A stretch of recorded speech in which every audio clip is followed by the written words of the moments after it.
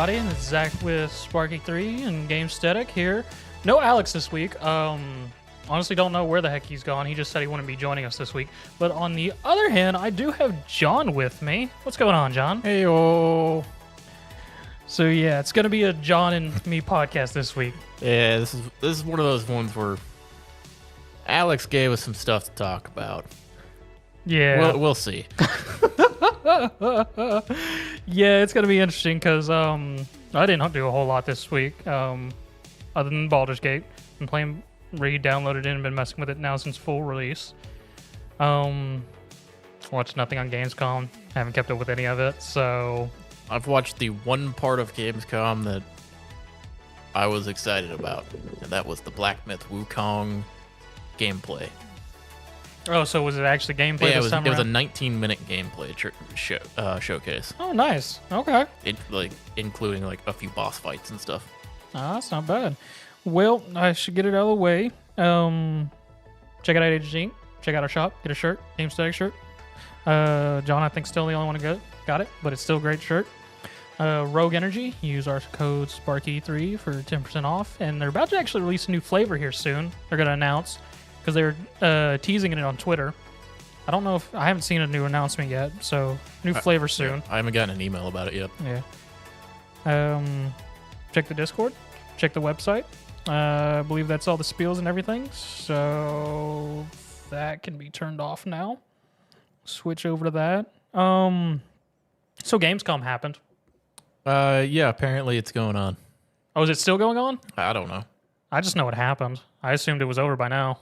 No, I think it's a multi-day thing. Is it a whole week? I don't know. Because I know it started Monday or something like that. Maybe it's not. I don't know. Okay. I do know I have seen the video of the guys who showed up while Jeff was on stage to let him know that Bill Clinton wants to play GTA 6. I don't know why this is a thing. I don't know why people feel like keep on stepping up on Jeff Keighley's stage, but Jeff Keighley really needs to get a bodyguard or someone to just start tackling these people. Because this is now twice. Yeah.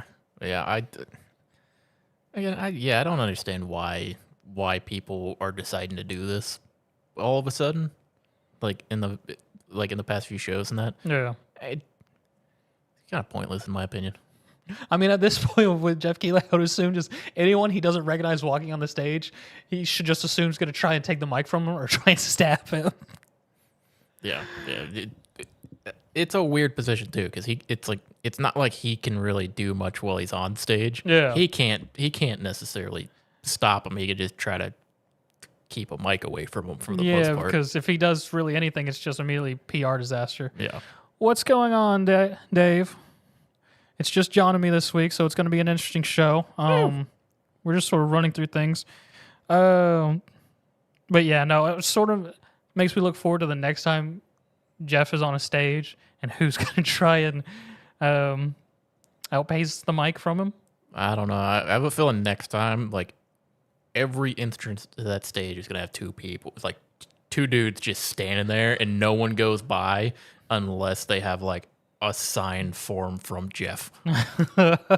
Or some badge dictating, yes, I am next on stage. Yeah.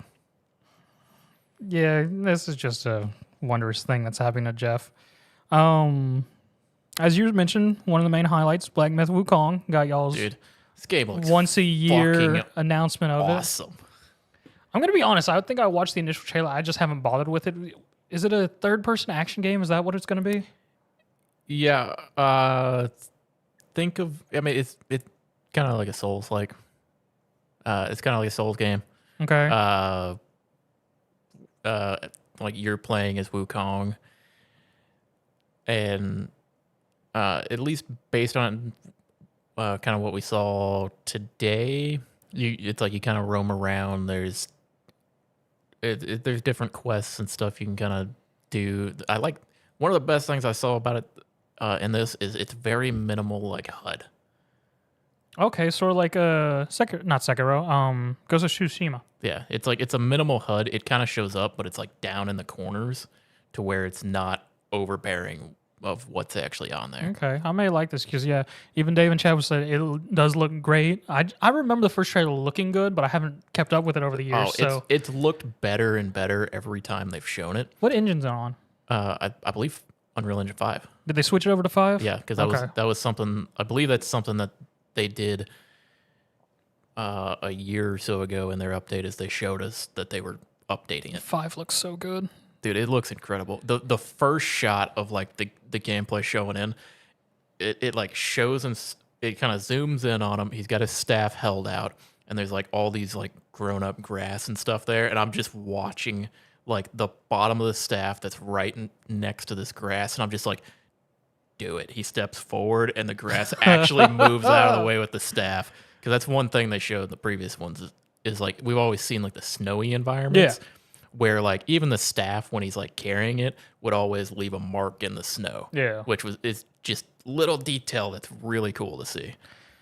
Yeah, I mean, we really need more games on Unreal Engine 5. I mean, we're slowly seeing the transition to it, but at the same time, all I can think is, so Unreal Engine 5 is currently our considered just peak in terms of graphics and looks and everything.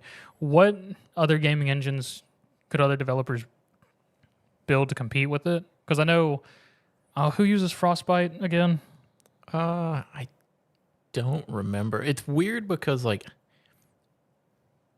it's like everybody's kind of using like either still on 4. Mm-hmm. It's like it seems like most everybody's either transitioning to 5 or they're still on 4, except for like some of these niche developers that are in their own little world who've been developing their own engine for years. Because I can't remember who uses Frostbite, but I know they're in the works of making a new gaming engine. But yeah, I will say one thing. The cool thing to see about Black Myth Wukong is it's, at least from what it looks like, is the combat is very. It's not like, say, like, I believe you're right, Dave. I think it is EA. It's not like a Dark Souls or something where you necessarily kind of like dodge through, get one or two hits off or something. Where it's like you actually kind of have combo strings that you go through. Yes. Which is a lot. Like, it's one, it looks cool, and two, if you keep it going for longer, you get like much higher damage and much cooler looking finishing attacks. Yes. Which are all like where the bulk of the damage in that comes in. And one thing we got to see in this gameplay was how some of the different abilities and I guess like transformations work. Where you like, I don't know exactly what it was, but it seems like you kind of invoke a power and you transform like your character into a slightly different version. Like there was one where it's like he was doing fire damage and that. And then at the end of the trailer, he was fighting this giant rock creature, transformed basically into what looked like a giant boulder with legs. And then attacking it, you would kind of like, you could either jump up in the air and slam down, or you would just sit there and slam your the top part of your body, which is the rock, into the ground. It was the funniest fucking thing. Oh, man. But I will say, you know what made me, or what I liked the most about actually seeing an extended gameplay trailer? What's that? Where you actually see the UI and like health bars and that, is it's like, the combat looks crazy. It's like even with a couple enemies on screen, a bunch was happening. And there was a lot to keep track of during the fights. But getting hit, it wasn't like, oh, I got hit by this stray projectile or something. There goes 75% of my health. Yes. It was much more like increment bits of damage that came through where like one hit in the fight doesn't immediately mean, okay, I got to go back here and heal. Yeah. Because a lot of these games that are like that, you get hit once and it's like, okay, I got to back off and find an opening to heal up and then try to get back in. You're not necessarily punished for making a mistake. Or it's like you get hit and it's like, and that's kind of your punishment, but it's one of those where you almost have a little bit of time to work through it because of the way the game is kind of built out with its fighting system being more combo reliant, where individual hits themselves aren't going to just one shot you from what it looks like. So that it's like that's that makes it a little more exciting for me personally, because that's one of the things that I'm generally kind of turns me off with like these more like hardcore games like Dark Souls and that. Hardcore in quotes there because just in the sense of like one hit is death basically in a lot of these type of games. So it's interesting to see the system where one hit doesn't mean okay, restart the fight. Yeah. So I don't know. It looks incredible. I mean, from the bit, I need to definitely look into it, and it may be another sort of Ghost of Tsushima for me. Yeah. At the very least, I would like in the video that was released, like the 19-minute gameplay trailer, I would at least watch the last fight because it's like some of them are like, I mean, they're boss fights, but it's kind of like little like mini boss type stuff, or like you walk in and there's a big creature there, you go fight that. Then the end of the video, proper fucking boss fight. Okay. And it looks insane. All right. So, yeah, I mean, so Black Myth Wukong's looking good. It's still no release date, right?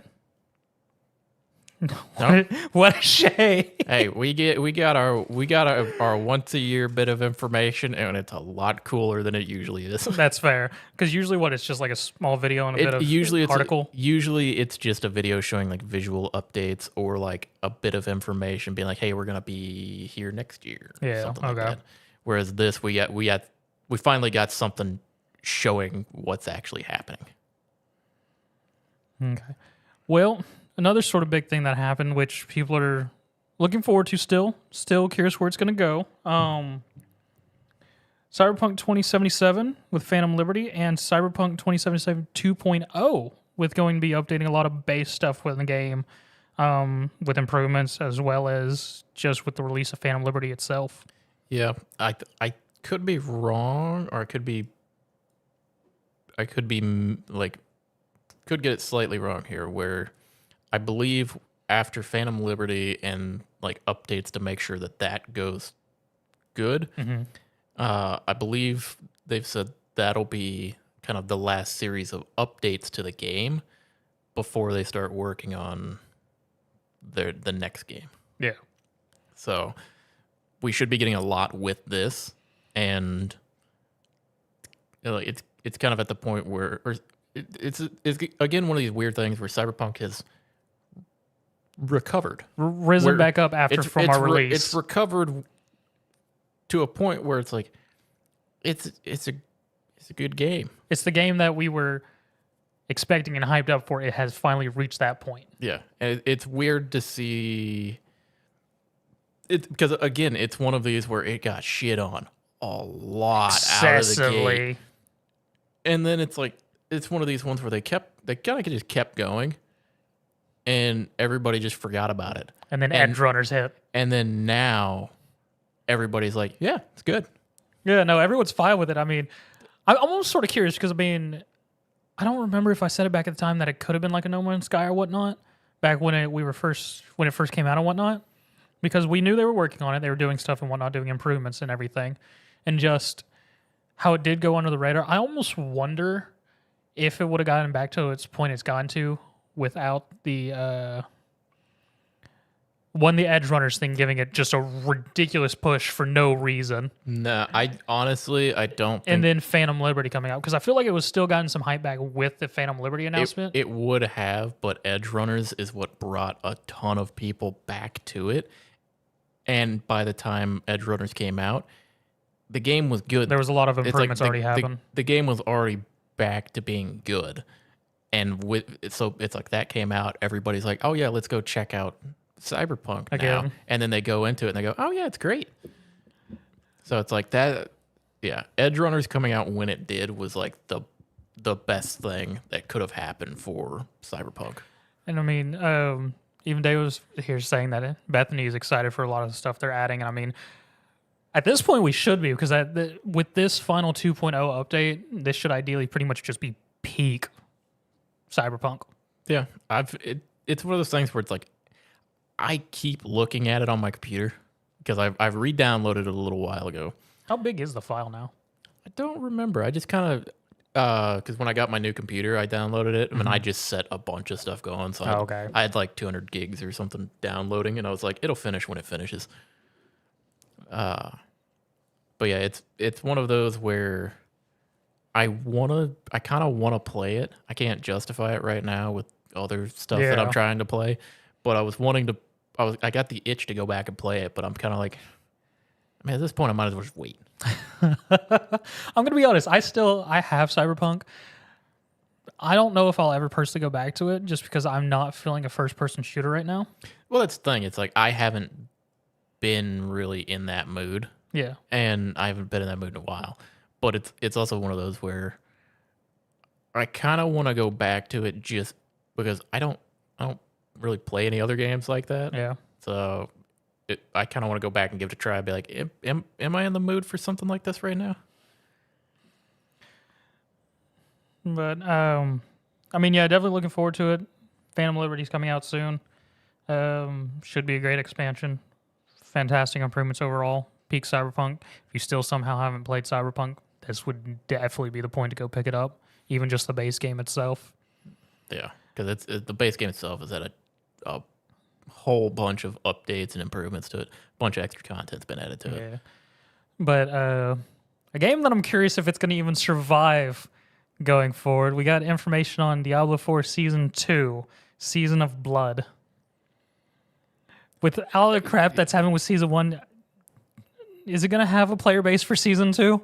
Here's the thing. It's one of those games where it'll always have a player base because even if it's not necessarily the peak of like the ARPG genre, it's one of those where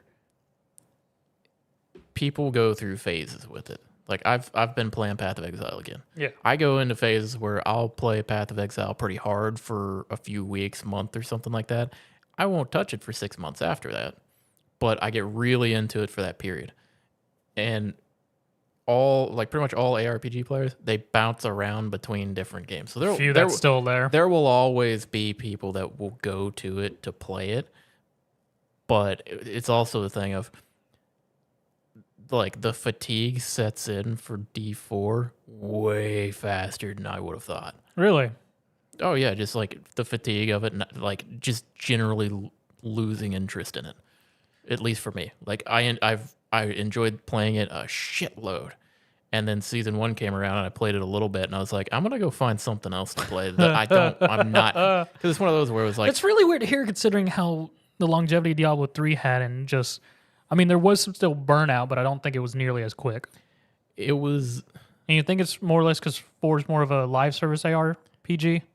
It's because of the fact that there's nothing, at least right now, there's not the incentive that was there for like D3. D3 had all, like, yeah, at the end of the day, it was speed run to level 60 and then farm rifts and push greater rifts, try to get as much damage as possible, do whatever. But I mean, there was also a ton of other fun stuff that could happen during it, which D4 doesn't necessarily have yet. Oof. Because it's like the thing is D4 right now, it's an okay game. Yeah. It's not fantastic, but it's okay. 6 to 8 months from now, probably be a really good game. Or like 6 to 8 months, maybe a year out, it's gonna be a really good game because they'll have the time to keep adding on like additional content for the end game and that. Yeah. But it's something where they're trying to get away from the problem they ended up having with D3, which was the insane power creep that game had. Yeah.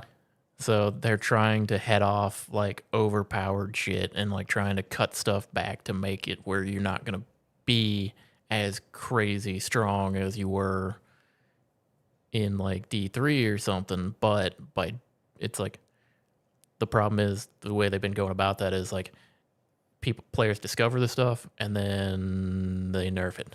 Oof. And stuff like that. So it's one of those where it's like they're trying to find the active or like the sweet spot while everybody's playing it, or like when they were trying to find the sweet spot while everybody was playing it. It was hot, and then like you get some people who just fall off because it's just the typical population of players, and then people that probably would have stuck around longer, you get irritated with like nerfs or not enough stuff to do and things like that. But I mean, that happens in all of these games. So it's one where as they like make more stuff for like in-game activities, because right now there's not a ton.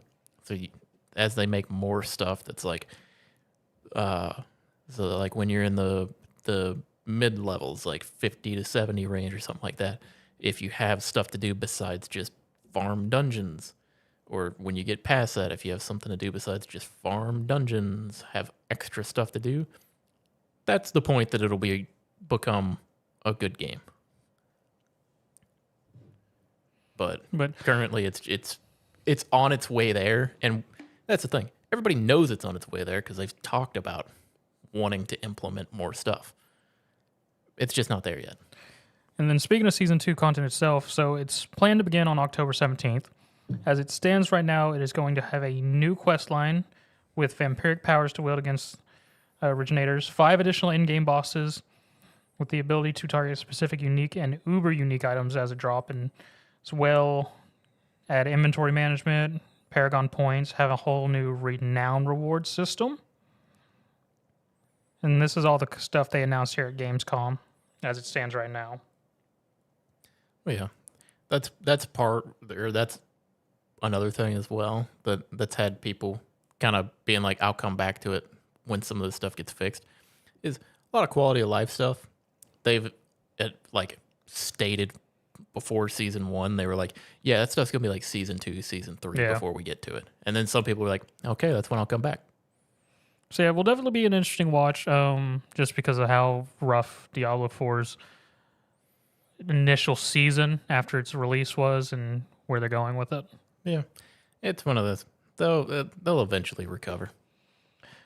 Now, my game, we got a release date for Tekken 8 finally of January 26, 2024. That's going to be a great opener for the year for me. That's going to be fucking awesome. I'm still hoping for more roster release. I mean, I'm fine with the roster currently. Missing some of my mains, so I'm going to have to figure out who I'm going to main right now. It's okay. We got mine. Well, how wrong? King. Oh, okay. Who looks fucking sick. King does look awesome in this set. Because still no Eddie announcement. Yeah, I know. I've seen that, and I've seen some stuff on it where it's like the fans are going a bit ape shit, and I'm not okay with it. Yeah, the fans going ape shit on them makes it where it's like, as developers, they look at that and it's like, you can't. I think they've had to come out and say, you can't continue to do this. Yeah, no, because there's been outright threatening. When you do that, it means we can't add. It's like we will not be able to add certain characters in. And well, it wasn't even that. It was a whole statement from I can't think of his name right now. The actual head director of Tekken and whatnot, more or less saying like, "Hey, when you do this, it doesn't really give reason for the team to want to work on said character, and causes our higher ups to go, they're being threatened. We got to add more security. We got to do more measures." Yeah. Not allowing him to go to events and whatnot, and just focusing things like that and whatnot, and more or less it's actually hampering more than assisting. Yeah, it's one of those. It's like, it's okay to give your opinion on if you want characters in or not, or what characters you want in. When you go outright threatening people, you're not doing anything, man. Yeah, that's not being constructive or giving any sort of useful information. All you're doing is hampering people. But yeah, no, I've sort of been screwed though with this roster. I don't have Eddie. I can't even get Eddie clone Christy, and then Miguel, who became one of my mains with his addition back during Tekken 6. Yeah, I will say it's so far seeing the roster. It's like, yeah, there's a few people I'd like to see in there. But most of the characters that I enjoyed, like you said, How Wrong, King. It's like those are the two characters I've had the most fun with in the game. Yeah, and they're both there, so I'm gonna be happy. I mean, I can flex on it like Lily, because I did main Lily for a bit in 6. But I don't know. I'll just be interesting. I mean, I guess if all else fails, I can just try the new Coffee Queen out, see how she plays. Yeah, yeah. I will say this is one where I'm gonna be picking up Tekken as it comes out this time. I'm gonna be honest. Alex keeps sending me all the limited editions of games that I play. I'm gonna buy the limited edition of Tekken 8 again, so I can have the. I think it was a Jin statue to have along next to my Heihachi and Kazuya statue from 7. I mean, at that point, you might as well. You've already committed to it. But yeah, this is one where it's like I've always been like a Tekken enjoyer from the outside. Yeah. Like I used to come over and play your copy of Tekken and stuff. Yeah. But yeah, this time I'll actually be trying to jump into it from the beginning. And continuing final games, Mortal Kombat 1. We got some additions to the roster, some more cameo characters and things like that. Just overall, actually, I'm not even sure what all they showed. I know I saw some stuff about characters being shown off, fatalities, all the 9-yard stuff. So I think there might have been story something related. I mean that I'm not gonna lie, story related stuff I am way less interested in because I'm one of the few people who beat 10 and 11 and know what the hell's going on. Well, no, for me personally, like from what I've watched of this, I am super excited for the rest of the cast to get announced and see who's going to be playable, who's going to be cameo characters and all of that. I'm super excited for all of that because I don't play a lot of fighting games, but I watch a shitload of fighting games. Yeah, Mortal Kombat's a fun one to watch. Well, it's one of those where it's fun to watch. It's the past few Mortal Kombat, it's been really fun to watch in the beginning, but then as it gets more and more optimized, it becomes less fun to watch. Whereas this one, Mortal Kombat 1, is going to, with the cameo system and the way that you can call out the cameos, like in mid combos, and it's like depending on actual like height and everything that you call them out at. It is going to be insane, and I am super excited for this game to come out. The whole cameo mechanic added to this one just completely resets people's way of going to be playing Mortal Kombat. It's fucking wild. But yeah, I'm super excited for this game. This is going to be one of those ones where I'm probably not going to buy this game. I'm not going to play it. I'm going to watch a shitload of it. Well, carrying on. For Alex, so Sonic Frontiers is apparently getting a DLC called The Final Horizon. Know nothing about it. A Sonic game's getting DLC. Yeah, it's a thing. Yeah. He did leave a note of Sonic gets a new supersonic transformation, so that's a thing. Yeah. Good for Sonic players. Now then, Crimson Desert gameplay trailer. God damn, I've been waiting on this game for a long time. I'm gonna be honest, I don't remember what Crimson Desert is. You know Black Desert Online? Correct. Crimson Desert is the I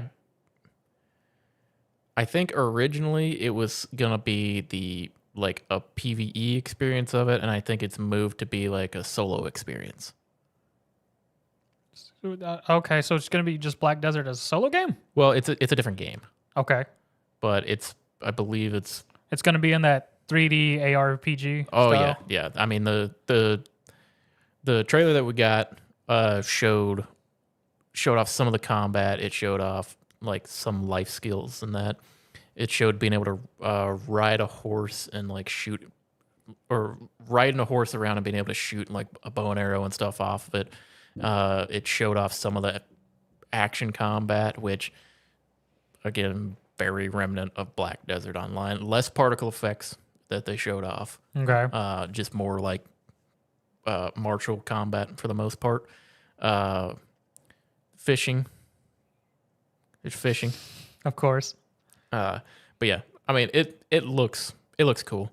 It looks like big open area. Big open map, stuff like that. Okay. I was gonna double check this just to make sure I was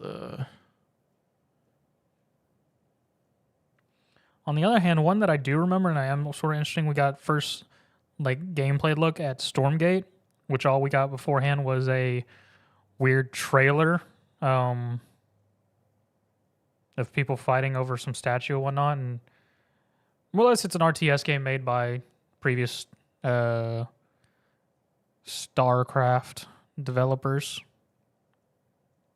So, I mean, should be interesting. I'll have to look it up at some point. It's an RTS. I don't know how much of a time thing I want to put into it. Okay. Yeah, I was just double checking myself there. Yeah. Crimson Desert, I believe, was the initial talk about it was that it was going to be like a PvE focused Black Desert, because Black Desert was primarily PvP focused. Yeah. They ended up adding a lot of PvE stuff in later. But no, this is a solo, this is a single player experience game. Okay. You interested at all at Stormgate on RTS? Potentially. It's one of those things where growing up I played a shitload of RTS games. Yeah. As I've gotten older, I haven't. Every now and then I start to play them, but I haven't played one in a while. I think I might want to try to get into them again. Okay. Because I always enjoyed them. They're just chill. Yeah, they are. Now for the long list of everything else. There was a crap ton of other stuff that came out. The one thing I noticed, just Little Nightmares 3 got announced. That's a game series that I'm happy it's got a third game, but it's just not a game when initially messing with the first one I ever expected to get more than one. Oh, yeah. You know what on this list caught my eye? Killing Floor 3. I saw that too, and I went, okay. Okay. I mean, it's one of those where it's like Killing Floor 2. It's one of those games I don't ever think I played that much, and I think then you look at your hours. I think I've played it for 50 hours or something. And it's one of those where you look at it and you go, "How the fuck did I play 50 hours of that?" And then you play it, and you're like, "It's the weirdest. It's a weirdest enjoyment factor for me. I will play that game for 3 hours, just it's all I want to do. I don't want to do anything else. And then after that, I uninstall it, and I'm like, I don't need that anymore. And then a few months later, I'm like, I need it. And it's a good file amount. But it's just a quick download. Yeah. But Killing Floor 3, yeah, I'll be all over that shit. The one that I need to go back, which they did more, was the Nightingale game, which is the survival portal game, which caught my eye a couple game shows back. That finally getting to see more on, which I'm still on the fence about. I mean, the concept of it itself intrigues me, but I'm just not a big survival game player. It takes certain survival games I can enjoy a lot more than others. And it's purely, it's one of those things where it's how annoying are they going to make the survival elements of it? It's yeah, I understand you have to, or you want to have certain points that you're hitting for a survival game. Yeah. How much are you going to make it a pain in the ass? And that kind of determines it for me. Because sometimes it's a pain in the ass for the first 5 hours, and then it's okay, I don't have to worry about this stuff ever again. And then sometimes the entire time you play, it sucks. Yeah, there's a whole system that you have to constantly watch after. But I mean, other than that, nothing else has terribly caught my eye at the moment until we hear more about it. Yeah, I mean, Payday 3 is there. Right around the corner. Yeah, it's right around the corner. It's mentioned. I mean, sure. Gonna be ready to rob some banks. Yeah, we'll go again. Yeah, I'll go again. I'm gonna be honest. The whole story of Payday is just sort of ridiculous when you really think about it. Because Payday 2 is currently celebrating their 12th year anniversary, something like that. I don't know. It's been a while. Yeah, but I mean, it started with Payday, which was literally just a bank robber sim, which somehow led to them going full, Breaking Bad, go from bank robbers to full-on criminal organization, recruiting all these different people to join their crew, from John Wick to bringing a criminal from every country in the world. Yeah. Yeah, it's a weird one. Yeah. But it's also, it's one of the games that I remember playing that with you. Because I think it was me, you, and Diaz that played it all the time. And I remember we would always go in two people unarmored, trying to do everything stealthy. And then if something went wrong, we had the two armored people in the back. And then inevitably, every time I'm up there with a fucking suit and tie, having to fight off everything. It's like as soon as it went to shit, you guys would stroll and be like, "What's up?" And I'm over there going, "God damn it!"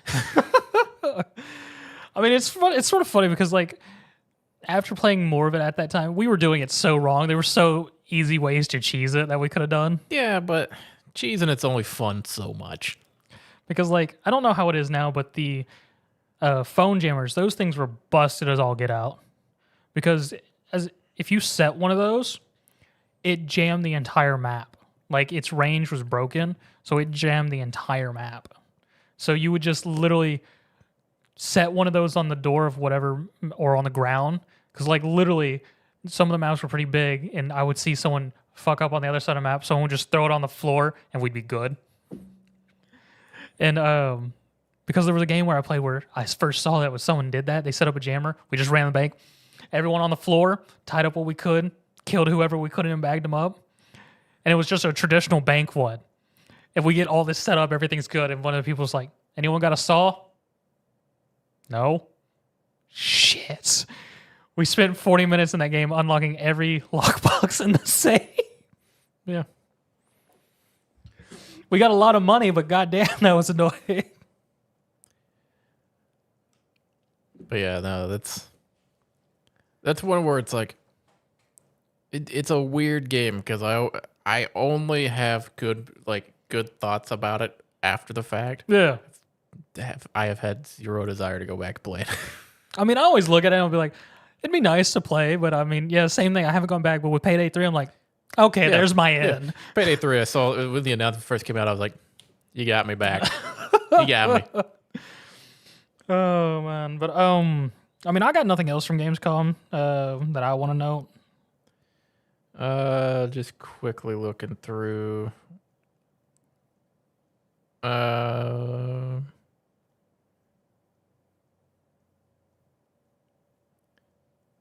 Last Epoch, I think I know what that is. Yeah, it's on PC.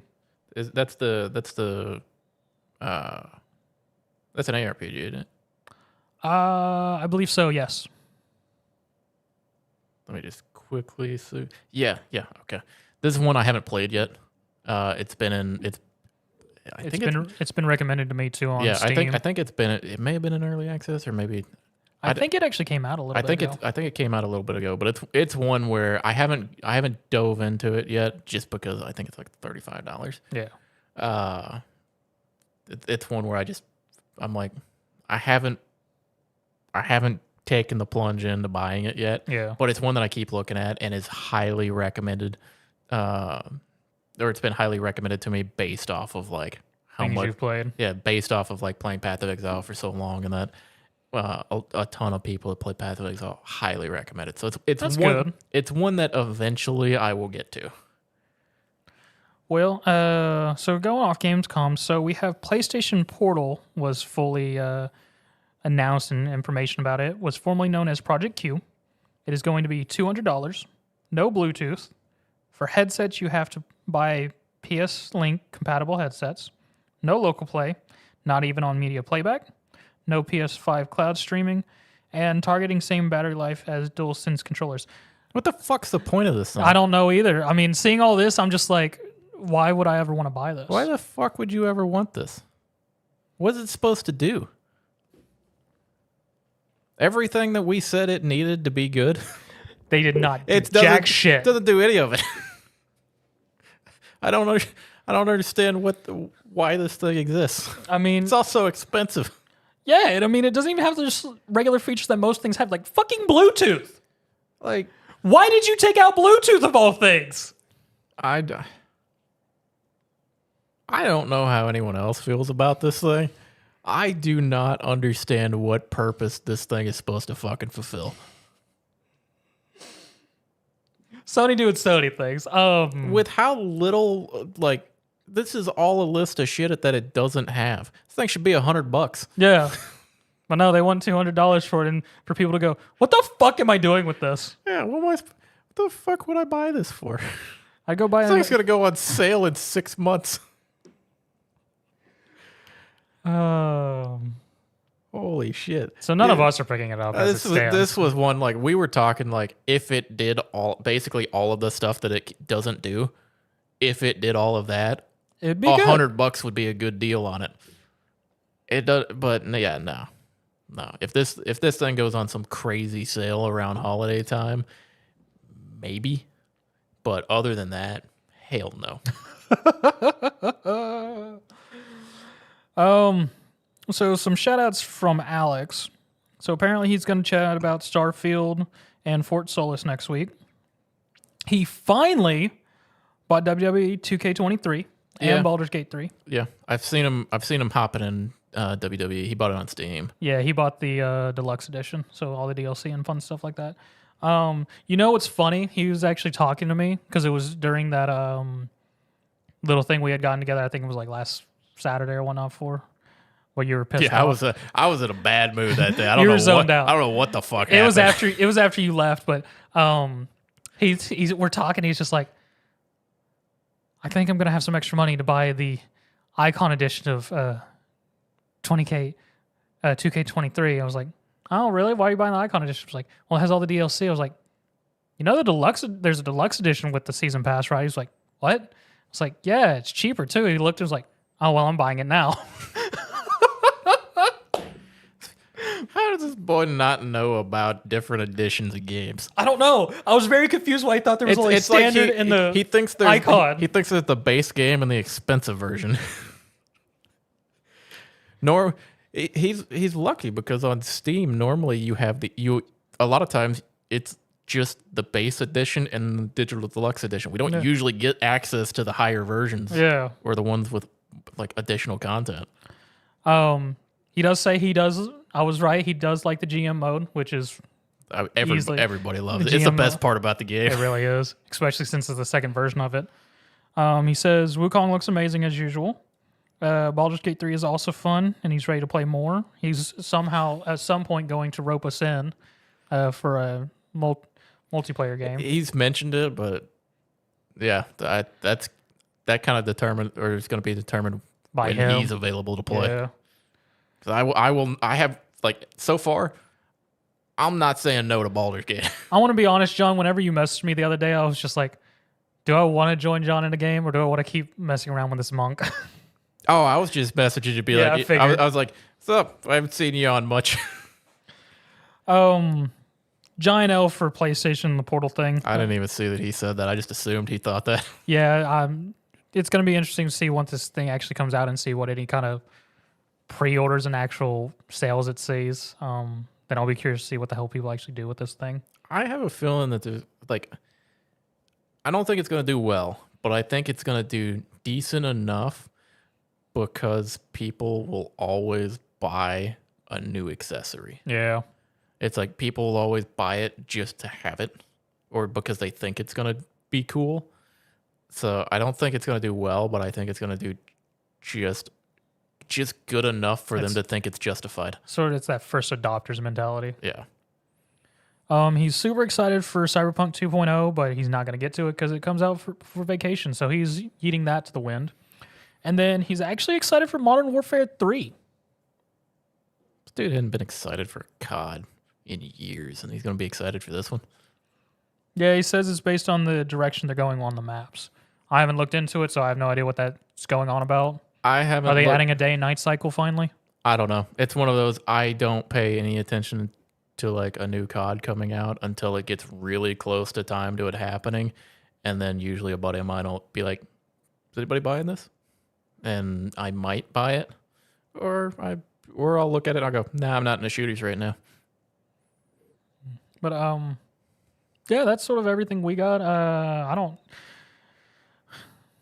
really have anything else going because again, all I've done is Baldur's Gate 3 this week. Yeah, it's like I haven't done a lot this week, but it's been Baldur's Gate. I finally said fuck it because I've been playing. I started Baldur's Gate as a co-op run with my friends that I played Divinity co-op with. Yeah.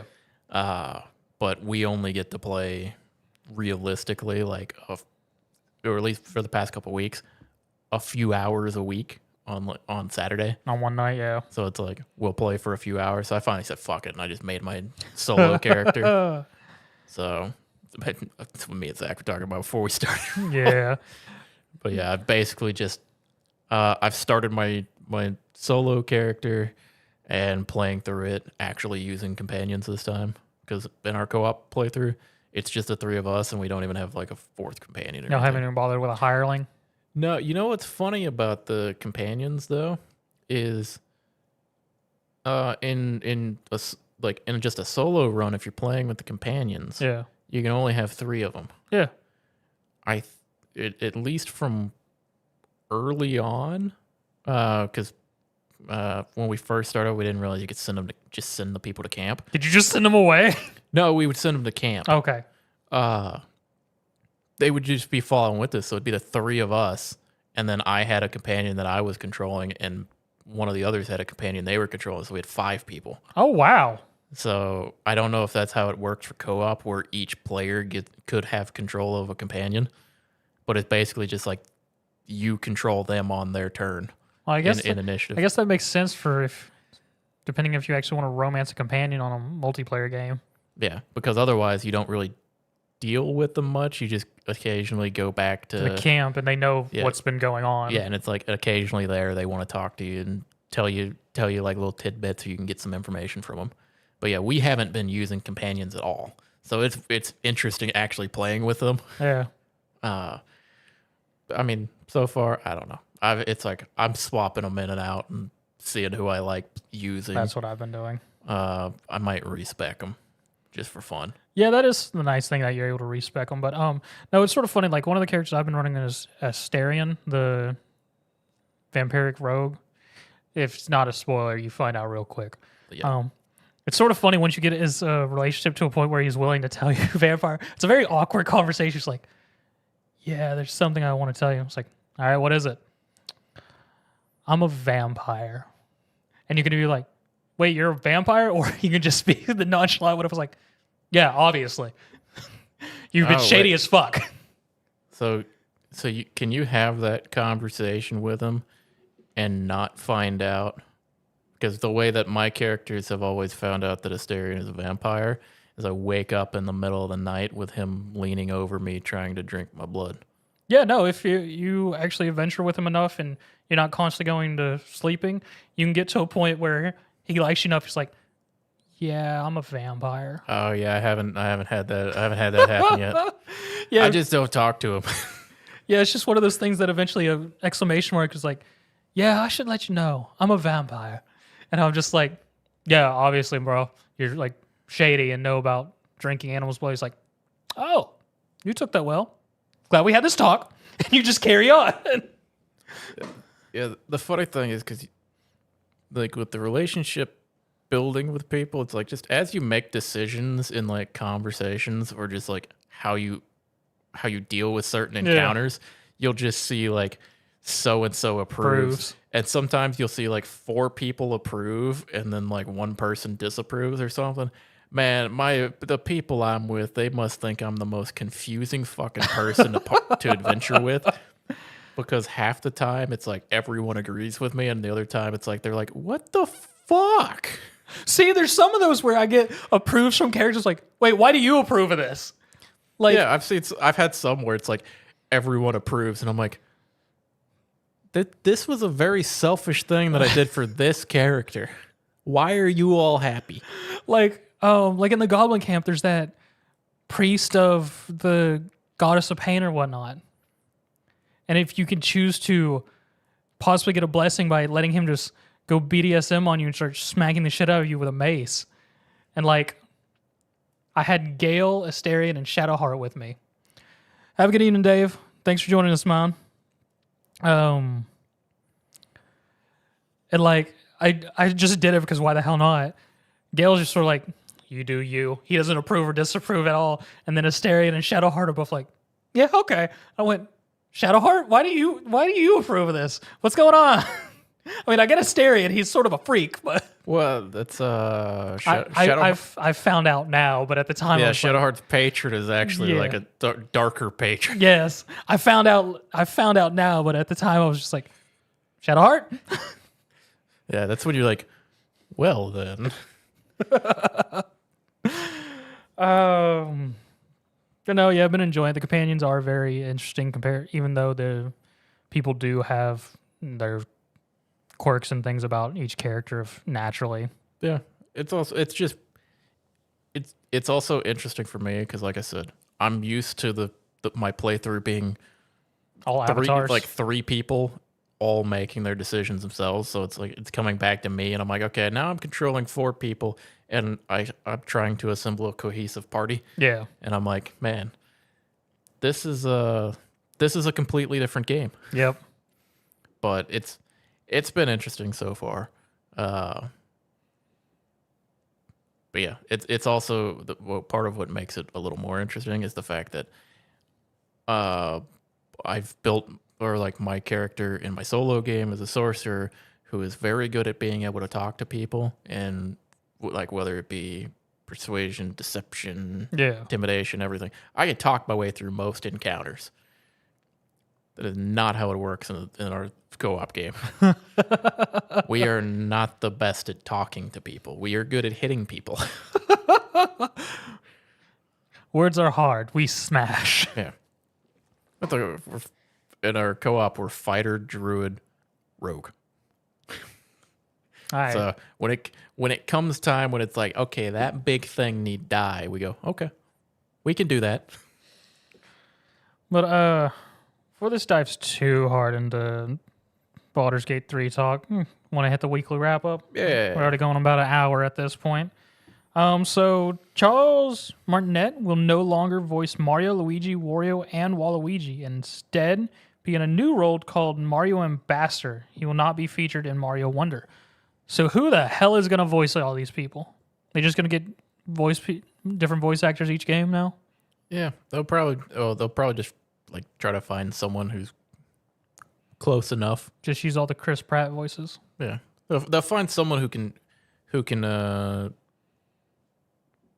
I don't know. They'll either find someone who they like to do it, or just someone who can be close enough to him to be Keep it. You're good.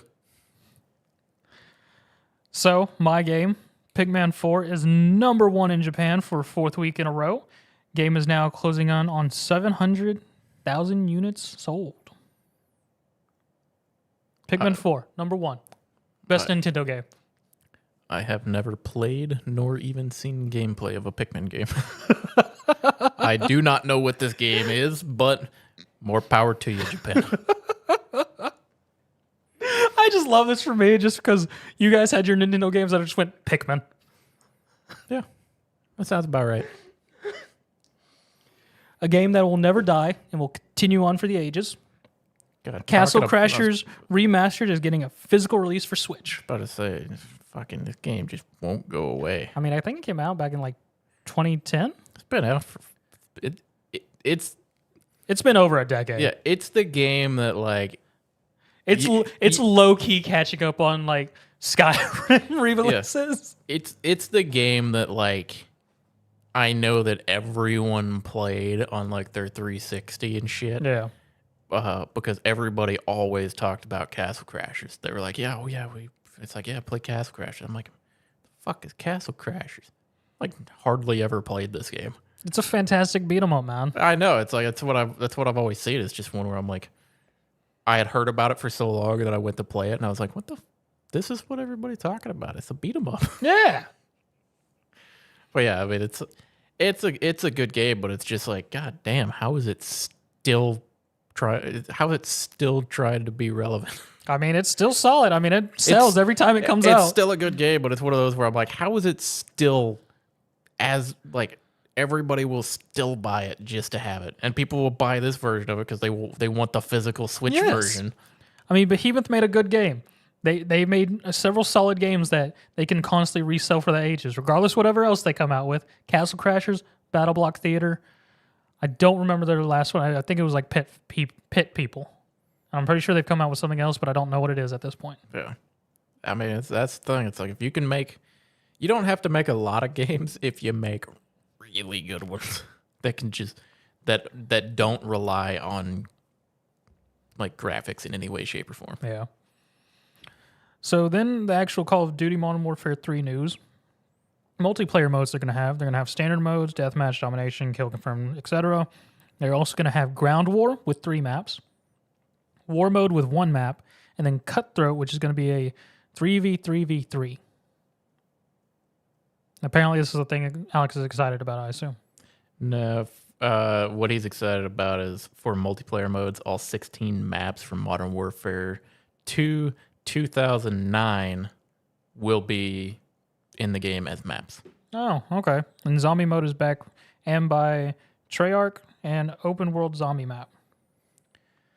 So zombies will be a thing again. Yeah, so this is sounding a little more appealing now. I don't know if I still don't know if I'll end up buying it, but I'm more likely to buy it. I don't know. We'll have to see on that one. Yeah, I'm good. So I don't know. It's getting my attention more. Then we have a disappointment for the ages. Red Dead Redemption 1 report ended up being locked at 30 frames per second with no 60 frames per second option, even if you're playing on a PS5. It is literally a PS3 title being sold at $50. Yeah. Yeah. This is robbery. Yeah. But the true robbery here is that Xbox 360 digital store will finally be closed come next year. It's sort of funny. This got announced. I remember seeing this announced and people being aghast about it and whatnot. And I saw someone's comment, which was fantastic and so true. There's like, why are y'all in shock?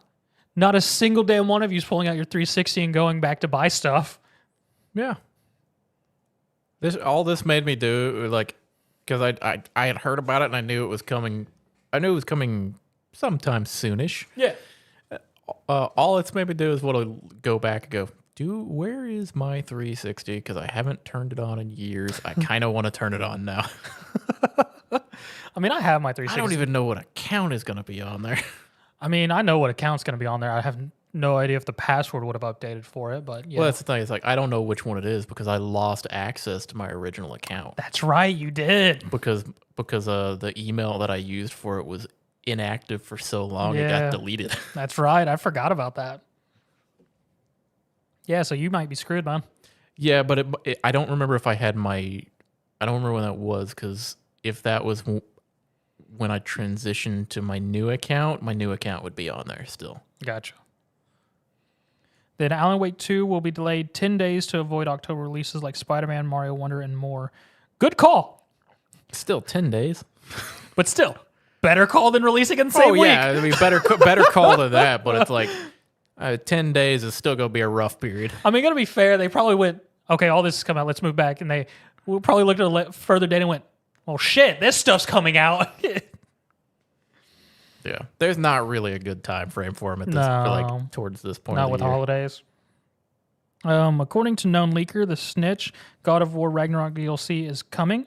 There was a job posting requiring knowledge on God of War 2018 and God of War Ragnarok that was assumed for next game, not DLC though. I would honestly be surprised by DLC. I mean, God of War is not really big on DLC. It's never really been a DLC game. Also, I don't really know what they would add. Yeah, I don't really know where they would go with it. I mean, the other thing is you wouldn't necessarily need knowledge of the 2 games previously. Well, what I was thinking is you wouldn't. It depends on what they want to do, because if they just want to make like a separate story, they could do like a smaller story based around, because I mean at this point it's been a while, because like at the end of Ragnarok you gotta go 2 separate directions. Okay. Where Atreus kind of goes off to do his stuff. I guess we should throw up spoiler. Well, it's like, let's say it. It's like it's been a while. It's been a while. So. It still hasn't been a year, but hey. Yeah. I mean, it is what it is. Wait, it's like kind of go your separate ways there. Atreus kind of goes off on his own adventure for a little bit, and Kratos is doing his thing. So finding the next mythos, he's gonna go fuck up. Yeah, so it's like you could almost have like a smaller side story game or something for one of them for like an adventure. Yeah. You don't have to make a massive, over the top, crazy adventure game That's fair. like we've had. And a wonderful announcement for people, which will be curious to see how it runs when it actually comes out. Baldur's Gate 3 is coming to Xbox later this year. Yeah, I mean, more places it can go, the better, really. And then the dreaded curse, whether it'll be good or not. Fallout series announced by Amazon Prime Video. Vault 33 Los Angeles. It's probably going to be shit. There's no tell. I mean, I actually watched the Twisted Metal show. It was entertaining for what it was. Okay, you say it was entertaining for what it was. But it was not Twisted Metal. That's what I was about to ask. It was an entertaining show. Was it a Twisted Metal show? No. That's been the problem with everything. Yes. It was a drama show with Twisted Metal features. Yeah. Because that's like, was it the only like really good one we've had? Very good in quotations, because it would be like Last of Us, where like most people very much enjoyed it. Yeah. I didn't finish it. But I don't finish most shows that I start. Yeah. So it's one of those where it's like, that's probably been the best adaptation for a TV show we've had.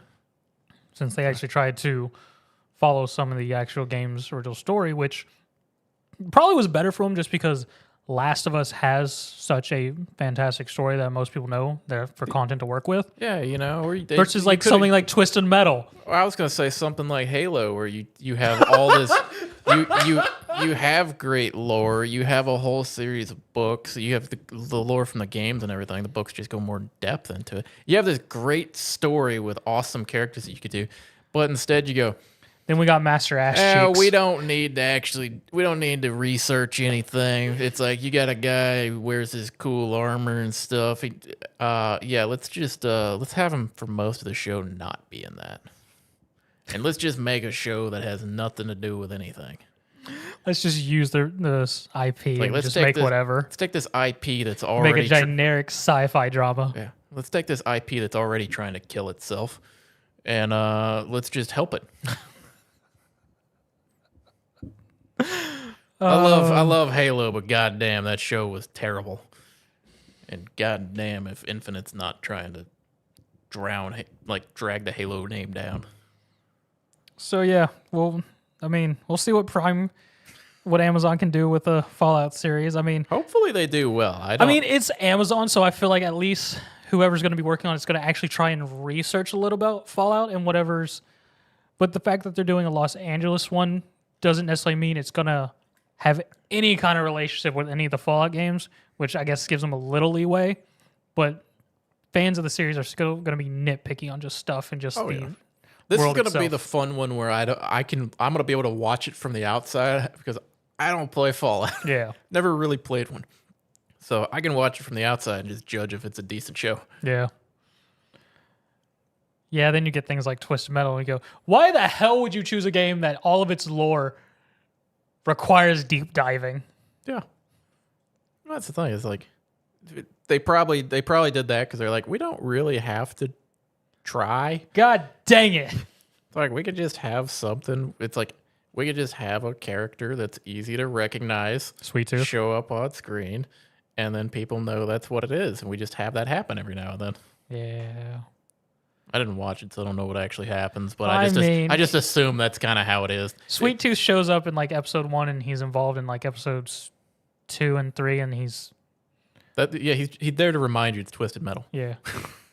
And then all the worst part is like, because besides Sweet Tooth, there's like maybe 2 other characters who had actual faces, and one of them doesn't even make an appearance in the show just because there's no fucking way they would have added Axel. And you know Axel because he's the asshole who's strapped onto 2 fucking tires.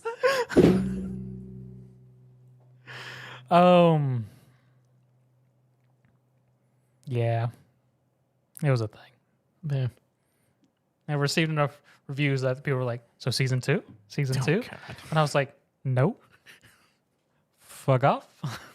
We don't always need a season 2. But I mean, that finishes up the weekly wrap up. Got anything else to add? Not particularly, I don't think. Omega Strikers season 2 started. Beach season. So a bunch of characters got summer outfits at the end of summers. Whole new season. Added a new character. I actually haven't seen him play, but he's the first added member to Rasmus's team. He uses an umbrella. I just remembered something. Evercore. Yes, Evercore's going into maintenance mode, which is a weird thing. So they just did an update releasing some new features and a new character, and from that point the servers are still going to be live. And I think anyone can play now. Yes, it's fully open. It's just it will not be seeing any full-on updates for the foreseeable future. Yeah, it's kind of what I thought might happen to it. Yeah. Where since it is a niche game, it's a great time to try it. Yes. Or if you want to play it, because now you can just jump into it. But I think it's kind of it's hit the point where unless they get an influx of players, it's going to be hard to survive. Yeah, it's not going to be able to survive. So yeah, this great time to go try Evercore Heroes, play it. I mean, it's going into free to play, and more or less based on this, either they'll come back with more stuff or it's probably going to die off, unfortunately. Which it is a fun game, but it is very niche. Yeah, it is only going to be a game that's going to strike a very specific itch for you. Yeah. R.I.P. Atlas Reactor, please come back.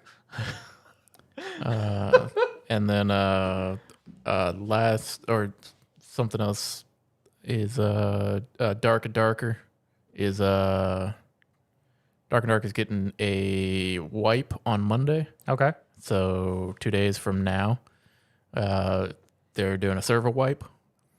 And I mean, it's only season 1 start then. Well, technically this is basically a mini season that we've had, but it's being wiped because they did a big balance change, rebalance Wizard, Rogue, Bard. Didn't they break Wizard again? I don't know. I don't play Wizard, so I don't know how a lot of the changes have affected it really. But they changed a lot of how the scaling and everything works. They've changed the way armor scales, added different scaling to weapons and almost every magic spell in the game. So they've done a ton of rebalancing. So they're going to wipe on Monday so that then they can have a fresh season to gather information on. And they've said in the future, seasons will be about 3 months long.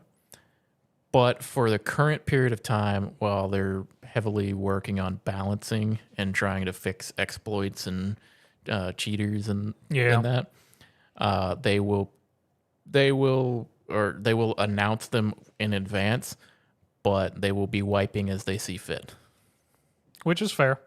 Yeah, so it's we'll get several days notice or something beforehand, but if they decide they want to wipe it, they're going to wipe it. Yeah. So it's not seasons aren't going to be 3 months until they say it's going to be 3 months. But I mean, with the announcement of wipes, that's a perfect time for you to go. Let's see how deep we can go down to hell.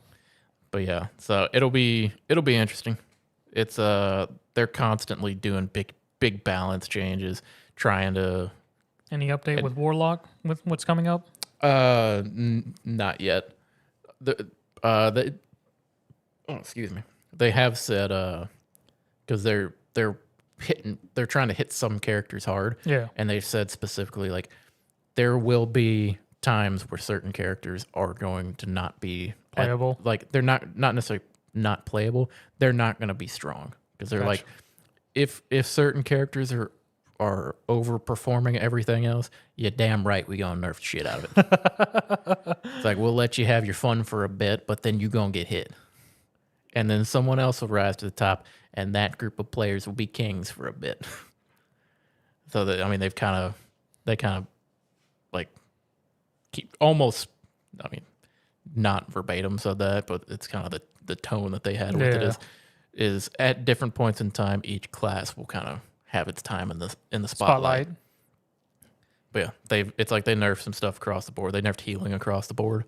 Interesting. So like potions, bandages, and stuff, they all heal the same amount, and the different rarities of them just decrease the amount of time it takes to actually heal you. Gotcha. So, and with that, and then I think they nerfed like cleric spells and stuff like that, specifically because like bringing those classes or bringing a bunch of potions and stuff in basically just made you invincible, or it made you feel invincible. And they're like, they said, they're like, well, if you get hit in the dungeon or you take a fight in the dungeon and take some damage, we want it to be meaningful. We don't want you to immediately be like, meh, on to the next thing. All right. Well, good for Dark and Darker. Keep them strong.